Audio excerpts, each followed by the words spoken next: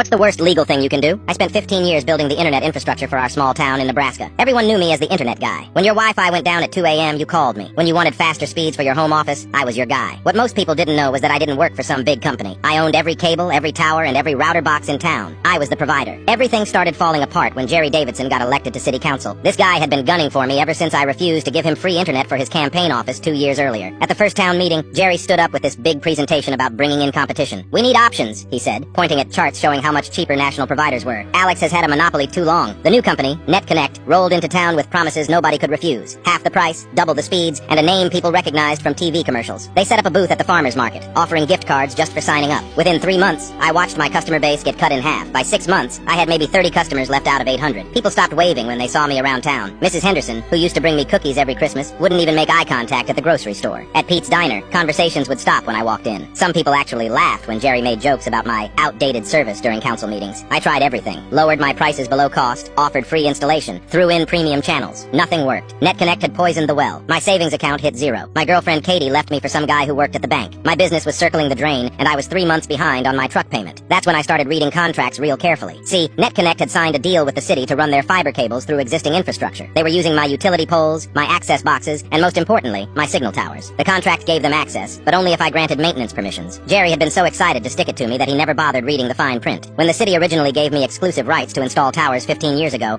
I wrote a clause that let me shut down signal access with 60 days notice. Back then, it seemed like a smart way to protect my investment. Now, it was my nuclear option. I spent 3 nights going through every page of every contract. NetConnect's infrastructure piggybacked completely on my original network backbone. They never laid fresh lines because it would have cost millions. They just plugged into what I'd already built and called it an upgrade. On a Tuesday morning, I walked into City Hall and filed my 60-day notice to terminate signal access. Jerry was there picking up some paperwork and saw me at the counter. He asked what I was doing with a smug grin on his face. Just some routine maintenance paperwork, I told him. NetConnect's lawyers showed up exactly 1 week later.